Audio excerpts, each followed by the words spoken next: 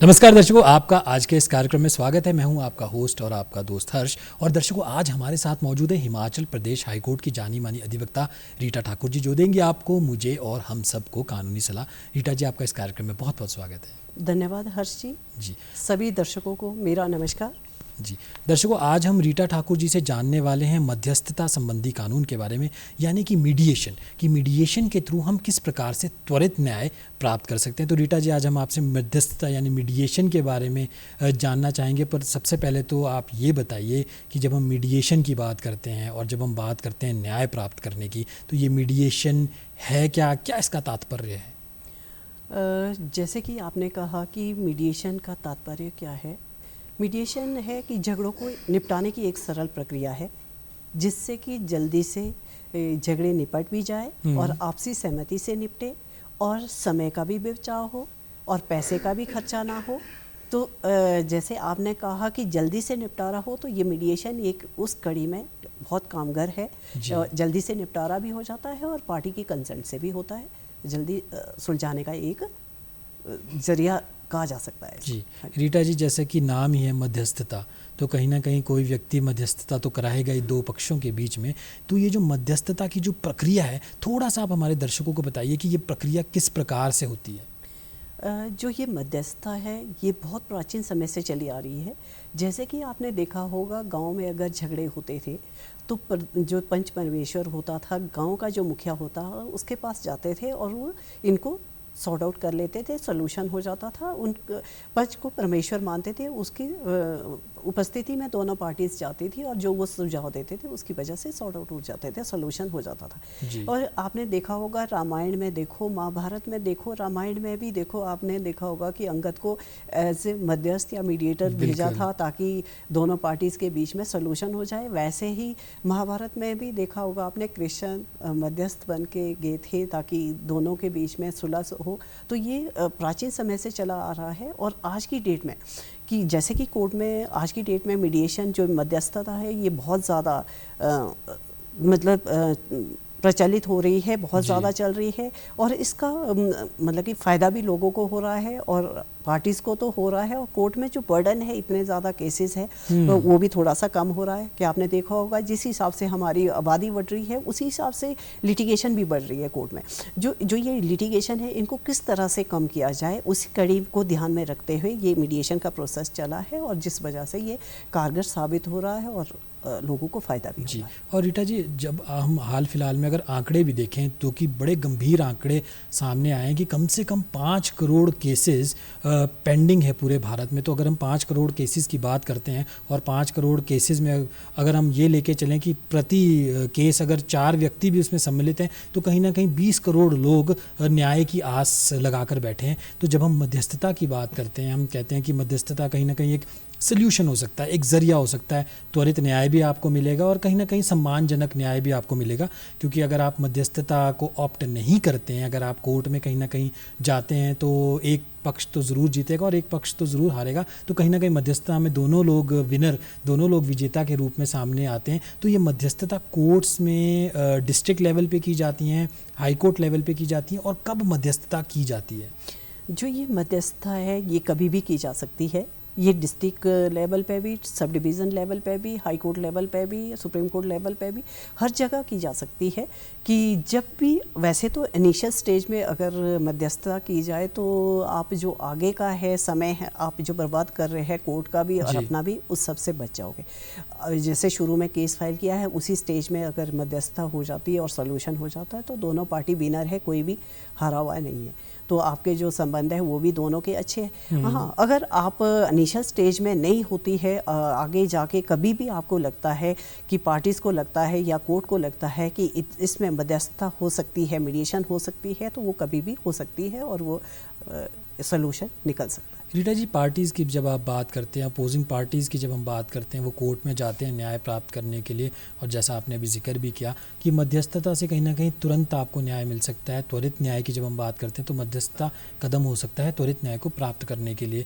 तो रीटा जी, एक पार्टी को क्या क्या फ़ायदे हो सकते हैं, मध्यस्थता के क्या फ़ायदे हैं जो दर्शक अभी हमें देख भी रहे हैं? और काफ़ी सारे लोग ऐसे होंगे जिनके केसेस अभी कोर्ट में पेंडिंग होंगे, चाहे हम डिस्ट्रिक्ट लेवल पर बात करें या हाई कोर्ट लेवल पर भी बात करें। और कहीं ना कहीं जब एक कोर्ट केस चलता चलता है तो एक मेंटल एगनी भी काफ़ी रहती है, मेंटल ट्रॉमा भी होता है, आपको पेशियों पे भी जाना पड़ेगा, कहीं ना कहीं आपको अपने एडवोकेट के साथ भी एक ट्यूनिंग रखनी पड़ेगी ताकि आपको तथ्य पता रहें केस के। तो एक जनरल व्यक्ति को, एक आम व्यक्ति को क्या फ़ायदे हैं मध्यस्थता से?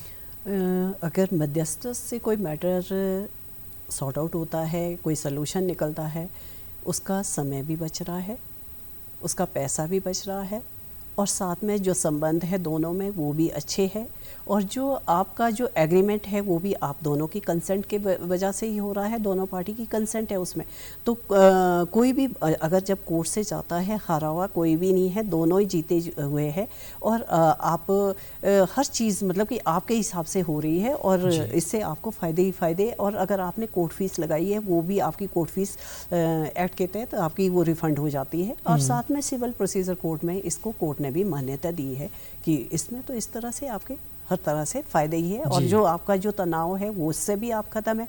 जैसे हर पेशी पे आपको जाना पड़ता है, उससे देखो समय आप बच रहा है, और अगर मान लो आपको कोर्ट फीस है, वकील का खर्चा है, कोई और खर्चा है, तो वो भी आपका बच रहा है। तो इसमें देखा जाए तो दोनों पार्टी का फ़ायदा ही फ़ायदा है इसमें। जी रीटा जी, जब मध्यस्थता की हम बात करते हैं तो मैं ये जानना चाहूँगा ऐसे कौन कौन से केसेस हैं जब हम बात करें जिनमें मध्यस्थता करवाई जाती है या मध्यस्थता होती है? देखो, जैसे सिविल मैटर है, अगर पार्टीशन करना है, किसी प्रॉपर्टी का बंटवारा करना है, या जैसे लैंड और टेनेंट के बीच में है, रेंट से संबंधित है, या जैसे नेगोशिएबल इंस्ट्रूमेंट एक्ट के तहत 138 के जो मैटर है वो है, चेक बाउंस के केसेस है, या मोटर व्हीकल एक्ट के तहत अगर मान लो एक्सीडेंट हो जाता है, उस तरह के केसेस है।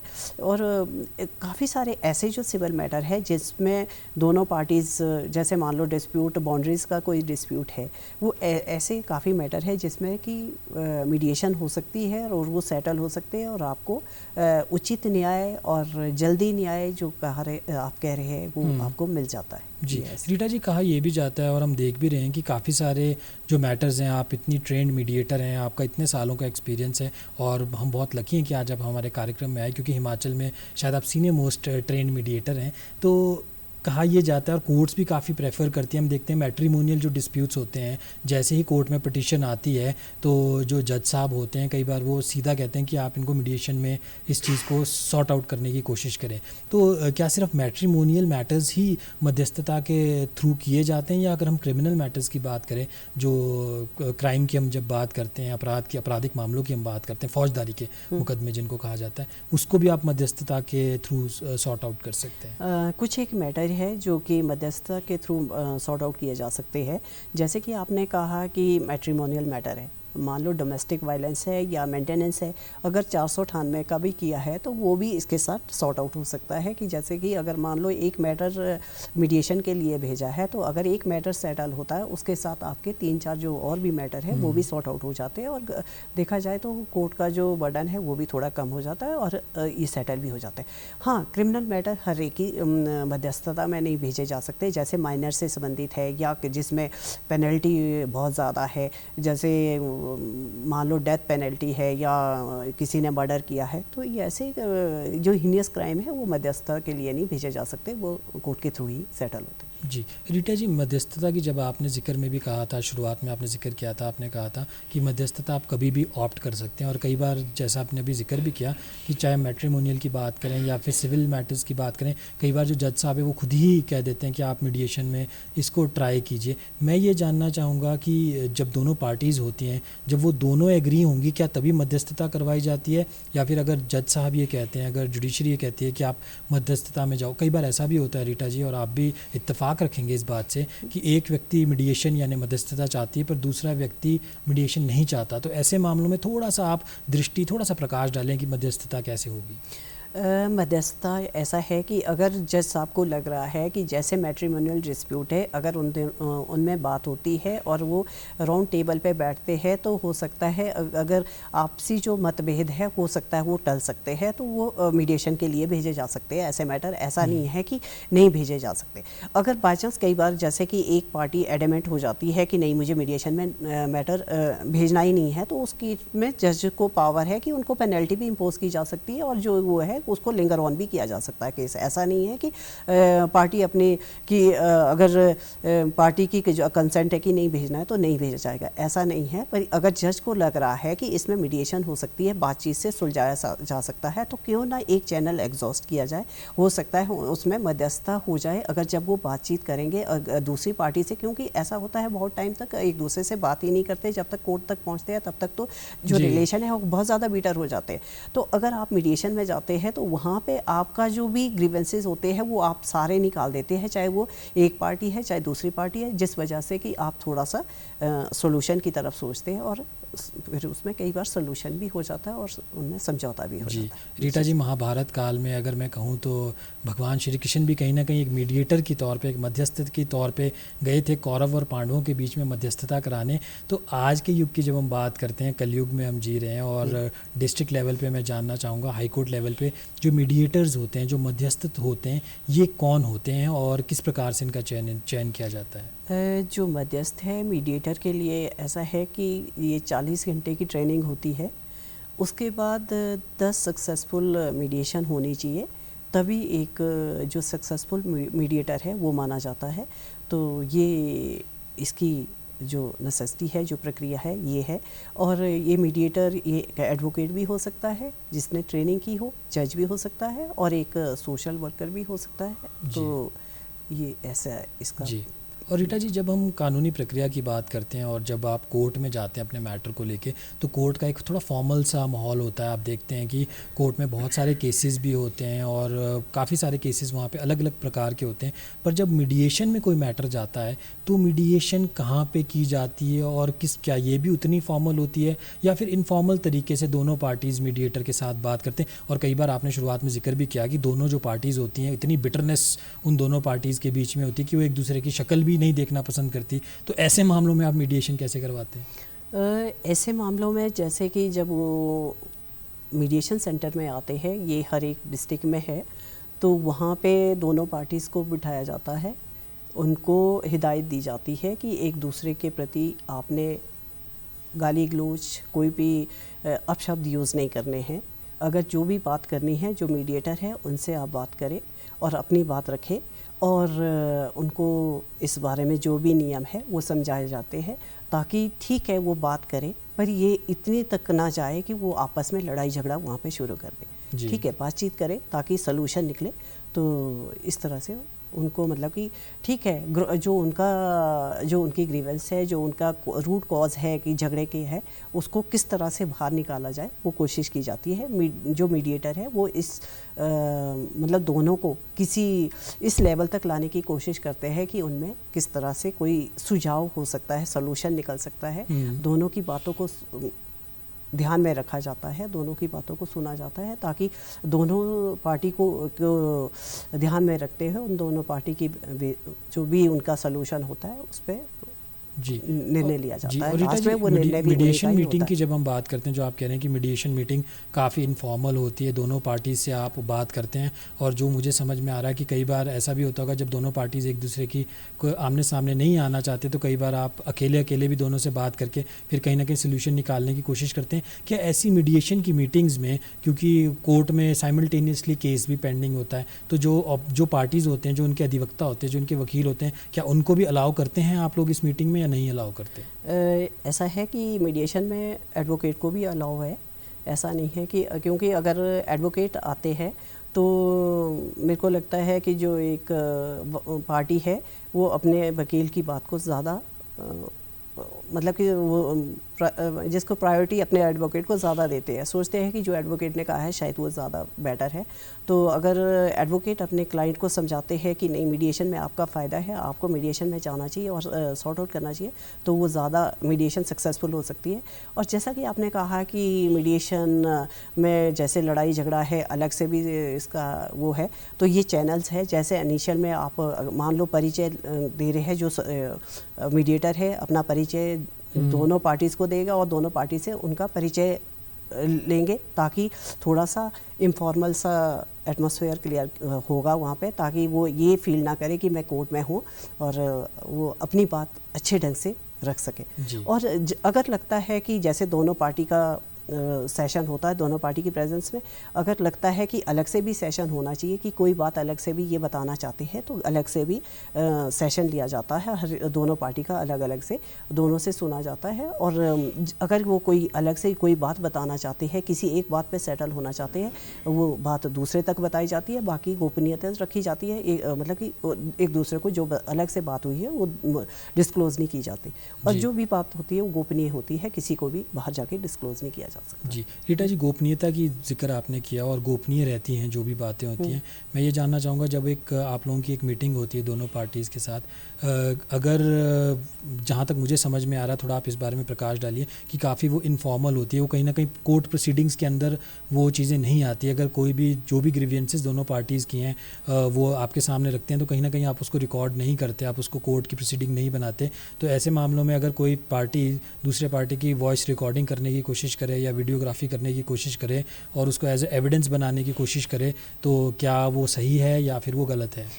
ऐसी परमिशन ही नहीं होती कि मोबाइल आप यूज़ करें, ऐसा कुछ नहीं है, क्योंकि बात सामने सामने हो रही होती है। रिकॉर्डिंग का तो सवाल ही उठता नहीं, और आप इसको एविडेंस में यूज़ नहीं कर सकते। और क्योंकि जो भी बात है वो दोनों के कंसेंट से हो रही है, ऐसा नहीं है कि किसी एक ही कंसेंट से हो रही है। आगे उतनी बात जाएगी जितना वो चाहते हैं। ऐसा नहीं है कि आपने कोई बात रखी, दूसरी पार्टी ने उसको नकारा है तो आपकी बात को आगे ले गए और दूसरी को नहीं ले गए, तो वो बात अगर जो आगे जानी है कोर्ट तक, वही बात जानी है जो दोनों पार्टी चाहती है, जिस पे दोनों पार्टी की सहमति होती है। अगर सहमति नहीं हो रही है तो वो मीडिएशन फेल करके आगे को केस भेजा जा सकता है, पर ऐसा नहीं होता है कि एक ही बात को रखा जाए और दूसरी की बात को नकारा जाए। जी रीटा जी, मीडिएशन फेल की जब आप बात कर रहे हैं, आप जिक्र कर रहे हैं, जब मीडिएशन फेल होती है तो मीडिएशन फेल होते वक्त क्या ये लिखा जाता है कि इस पार्टी की वजह से मीडिएशन फेल हुई, या फिर उसमें क्या कुछ कंटेंट्स लिखे जाते हैं कि क्या क्या गतिविधि आपने की? नहीं, ऐसा कुछ भी नहीं लिखा जाता। अगर मीडिएशन फेल होती है तो सिर्फ ये है कि मीडिएशन सक्सेसफुल नहीं रही है तो फेल हो गई है, बाकी कुछ भी नहीं लिखा जाता। क्योंकि अगर पास होती है, अगर मीडिएशन सक्सेसफुल होती है, तभी उनके बीच में जो एग्रीमेंट हुआ है, उनके बीच में जो किसी बात पे उनकी सहमति हुई है, तभी कुछ लिखा जाता है, लिखित में होता है। अदरवाइज़ आगे को सिर्फ इतना ही जाएगा कि मीडिएशन फेल हुई है, रीज़न नहीं दिया जाता कि किस वजह से फेल। जी रीटा जी, मीडिएशन जब सक्सेस हो जाती है, दोनों पार्टीज़ के बीच में जो एक बोन ऑफ कंटेंशन होता है, जो डिस्कॉर्ड होता है, अगर उस पर वो कहीं ना कहीं एग्री करते हैं, चाहे हम प्रॉपर्टी की बात करें, कहीं ना कहीं वो एग्री करते हैं कि इतना पोर्शन मेरे पास रहेगा, इतना पोर्शन आपके पास रहेगा, और जब वो आपके पास आके मीडिएशन में आके वो दोनों व्यक्ति उस चीज़ को कहते हैं, और कहीं ना कहीं जब आप एक मीडिएशन की रिपोर्ट बनाते हैं, तो फिर जज साहब क्या करते हैं? क्या वो फाइनल हो जाती है? जो अगर रिपोर्ट एक बार बन गई है तो कोर्ट में जब जाएगी तो उसके बेस पे ऑर्डर पास हो जाता है और वो फाइनल हो जाता है। जी, और क्या ऐसे मामले भी आप देखते हैं कि जब मीडिएशन में आप लोग, जहाँ तक मुझे समझ में आ रहा है कि कई बार ऐसा होता होगा कि पहले सेशन में ही मीडिएशन सक्सेसफुल हो जाती है, कई बार आपको ये लगता होगा कि नहीं 2-3 सेशन करने की ज़रूरत है, तो जब मीडिएशन एक बार सक्सेसफुल होती भी है और कहीं ना कहीं जब वो आप जज साहब के पास जाते हैं, और अगर एक पार्टी ये कहे कि कहीं ना कहीं मैं इस मीडिएशन से सक्सेसफुल नहीं हूँ और कहीं ना कहीं मैं इस मीडिएशन की जो भी रिपोर्ट है उसको नहीं मानूंगा या मानूंगी, तो फिर क्या कानूनी विकल्प रहता है? तो दोबारा से वो केस, मतलब कि वहीं पे उसी स्टेज पे, अगर कोर्ट ऑर्डर अभी नहीं हुआ है, अभी इनिशियल में सिर्फ रिपोर्ट ही बनी है, तो अगर कोर्ट ऑर्डर नहीं हुआ है तो वो दोबारा केस कंटिन्यू रहेगा, फिर केस ख़त्म नहीं होता है। अगर एक बार कोर्ट ऑर्डर हो गया है तो उसके बाद वो अपील और जो रिव्यू का ऑर्डर है, रिव्यू है, वो नहीं कर सकते। अगर बाई चांस अभी इनिशियल स्टेज है, अभी सिर्फ रिपोर्ट गई है, रिपोर्ट के स्टेज में वो कह देते हैं कि हम इससे सहमत नहीं है, तो केस कंटिन्यू रहेगा फिर। जी, और रीटा जी, मीडिएशन आप जैसा शुरुआत में भी आप जिक्र करें कि कभी भी आप ऑप्ट कर सकते हैं। मैं ये जानना चाहूँगा, अगर आप एक बार मीडिएशन को ऑप्ट करते हैं या फिर आपको कोर्ट या जुडिशरी कहती है आप एक मीडिएशन में जाइए और वो मीडिएशन सक्सेसफुल नहीं होती है, आप रिपोर्ट दे देते हैं कि मीडिएशन सक्सेसफुल नहीं हुई है, पर आगे चल के अगर दोनों पार्टीज़ को लग रहा है कि नहीं कहीं ना कहीं मीडिएशन हो सकती है, तो क्या दोबारा भी मीडिएशन होती है और क्या प्रोसेस रहता है उसमें? दोबारा भी मीडिएशन में जा सकता है वो केस। अगर लगा है कि कल की डेट में मान लो कुछ चीज़ें चेंज हो चुकी है और उनको लग रहा है कि नहीं, हमारा हो सकता है कि हमने इतना समय भी बर्बाद कर दिया, पैसा भी बर्बाद कर दिया, कोई सोल्यूशन हो नहीं रहा, तो अगर पार्टीज़ को लगता है कि नहीं, हमें दोबारा से मीडिएशन में जाना चाहिए और हमें इस मैटर को सॉर्ट आउट करना चाहिए तो दोबारा भी मीडिएशन में जा सकते हैं, ऐसा कुछ नहीं। जी, पर रीटा जी कहीं कहीं ये इसका ये अभिप्राय तो नहीं आ जाएगा कि कई बार हम ये देखते हैं कि जब कानूनी प्रक्रिया में केसेस चलते हैं तो एक पार्टी थोड़ा लिंगर ऑन करना चाहती है केस को, तो अगर कोई जानबूझ के मीडिएशन ऑप्ट करे ताकि कहीं ना कहीं जो समय है वो आगे निकलता जाए, कहीं ना कहीं उस चीज़ को ड्रैग करें, तो क्या ऐसे मामलों में फिर अगर कोई व्यक्ति ज़्यादा मीडिएशन ऑप्ट कर रहा है और उसका कोई सोल्यूशन नहीं निकल रहा है तो क्या सू मोटो आप या फिर जुडिशरी भी मीडिएशन के लिए मना करेगी? अगर ऐसा लगता है कि कोर्ट को ये लग रहा है कि इंटेंशनली ये केस को ड्रैग कर रहे हैं, मतलब लिंगर ऑन कर रहे हैं, तो कोर्ट मना भी कर सकता है, ऐसा नहीं है। पर जहाँ पे लगता है कि नहीं, अगर पार्टी की कंसेंसस बन रही है कि ये इस मैटर को सॉर्ट आउट करना चाहते हैं, डिसॉल्व करना चाहते हैं, तो हो सकती है वो मीडिएशन। ऐसा नहीं है कि अगर पार्टी, क्योंकि केस तो पार्टी का है, पार्टी अगर इंटरेस्टेड है सॉल्यूशन के लिए तो कोर्ट अपने लेवल पे भी अगर चाहते हैं कि अगर वो पार्टी कह रही है कि हमें मीडिएशन में भेजना है तो जो जज साहब है वो खुद भी मीडिएशन कर सकते हैं और उसको सेटल कर सकते हैं। ऐसा नहीं है कि मीडिएशन सेंटर में ही भेजा जाए, अगर लग रहा है कि वो सॉर्ट आउट हो सकता है तो कोर्ट में भी मीडिएशन हो सकती है। जी, मीडिएशन कितनी लीगली बाइंडिंग है? क्योंकि कई बार जब आप दोनों पार्टीज़ को आमने सामने बिठाते भी होंगे और कहीं ना कहीं जो उनका जो डिस्कॉर्ड है उस चीज़ को आप सॉल्व करते भी होंगे और कहीं ना कहीं उनके बीच जो एग्रीमेंट बनता भी होगा, तो क्या वो एक लीगली बाइंडिंग चीज़ है? कहीं ना कहीं उसको जज उस चीज़ को मानता है कि आपने जो भी आपने आपस में डिसाइड किया, कहीं ना कहीं वो चीज़ सही और कानूनी अमली जामा उसको पहनाया जाता है? जी, वो क्योंकि उसमें सीपीसी में भी इसको मान्यता दी हुई है, तो इसलिए ये सही में ही है और कोर्ट भी इसको मानते हैं। जी, और मीडिएशन होने के बाद जब जज साहब ऑर्डर दे देते हैं और कहीं ना कहीं जब केस ख़त्म हो जाता है, क्या उसके बाद भी आप इसको अपील कर सकते हो हायर कोर्ट में? इसको अपील और रिवीज़न का कोई प्रावधान नहीं है इन केसेस में। इसमें अगर आपको लगता है कि ये जो मीडिएशन है ये गलत हुई है या ऑर्डर गलत हुआ है तो आप हाई कोर्ट में रिट में ही जा सकते हैं और कोई भी रास्ता नहीं है इन केसेस में। जी, और मैं ये भी जानना चाहूँगा रीटा जी, जब हम मीडिएशन करते हैं, मीडिएशन ऑप्ट करी जाती है, तो क्या कोई इसमें कोई आपको फ़ीस देनी पड़ेगी या कहीं ना कहीं जब आप मीडिएटर्स उसमें आते हैं तो कहीं ना कहीं उनका जो जब हम बात करते हैं कानूनी प्रक्रिया की तो खर्चीली होती है काफ़ी कानूनी प्रक्रिया, तो क्या मीडिएशन में भी आपको कहीं ना कहीं कुछ फ़ीस पे करनी पड़ती है? नहीं, ऐसा कुछ नहीं है, ये फ्री में ही है, समाज सेवा है, तो मीडिएशन में आपको कुछ भी फीस नहीं देनी पड़ेगी। तभी तो कह रहे हैं कि धन का भी किफ़ायत है और साथ में समय की भी किफ़ायत है, तो इसलिए दोनों चीज़ें आपको बेनिफिट ही हो रहा है, समय भी बच रहा है और पैसा भी बच रहा है। तो आपने, क्योंकि मीडिएटर ही अपना समय यूज़ कर रहे हैं इसमें, तो इसलिए ऐसा कुछ। जी, और जब हम डिस्ट्रिक्ट लेवल पे बात करते हैं, अगर मैं शिमला की बात करूं तो शिमला में कहाँ पे आप मीडिएशन करवाई जाती है? अगर मैं हाई कोर्ट में बात करूं तो क्या हाई कोर्ट के प्रेमाइसेस में ही करवाई जाती है? और अगर हम डिस्ट्रिक्ट लेवल पे बात करें, हिमाचल में काफ़ी सारे डिस्ट्रिक्ट हैं, डिस्ट्रिक्ट कोर्ट्स में करवाई जाती है या एसडीएम लेवल तक भी मीडिएशन का कहीं ना कहीं कोई प्रारूप है? ये हर हाई कोर्ट में भी है, डिस्ट्रिक्ट लेवल में भी है, एसडीएम लेवल तक में भी है। तो अगर मीडिएशन के लिए मान लो मैटर जाता है तो जैसे डिस्ट्रिक्ट कोर्ट में एडीआर सेंटर खुला है, वहाँ पे मीडिएशन होती है, वहाँ पे बाकायदा रूम है जहाँ पे पार्टीज़ को बुलाया जाता है। जी, केस से पहले भी क्या आप मीडिएशन को ऑप्ट कर सकते हैं रीटा जी? क्योंकि अक्सर हम ये देखते हैं कि जब केस फाइल कर दिया जाता है, जब पिटीशन फाइल कर दी जाती है, जज साहब के सामने जब मैटर आता है तो कहीं ना कहीं पार्टीज़ भी ऑप्ट करती हैं मीडिएशन के लिए। कई बार जो जुडिशरी या जज है वो भी कहता है कि आप एक बार मीडिएशन ट्राई करके देखिए। बट मैं ये जानना चाहूँगा, पर तब तक क्योंकि जिसको कहते हैं कि काफ़ी सारे आपने कानूनी कार्रवाई कर ली होती है, आपने एक अधिवक्ता को भी हायर कर लिया होता है, कहीं ना कहीं आपने उनकी फ़ीस भी पे कर ली होती है, तो क्या उससे पहले भी आप मीडिएशन को ले सकते हैं? उससे पहले भी ले सकते हैं, जैसे प्री लिटिगेशन मीडिएशन। तो जैसे कि मान लो उसमें कोर्ट की तरफ से नोटिस जाता है, जैसे नेगोशिएबल इंस्ट्रूमेंट एक्ट के तहत है, 138 के है, जैसे बैंकिंग के केसेस होते हैं उसमें कोर्ट नोटिस भेजते हैं, बाकायदा वो केसेस लगते हैं और वो सेटल होते हैं। और जैसे मोटर व्हीकल एक्ट के तहत है,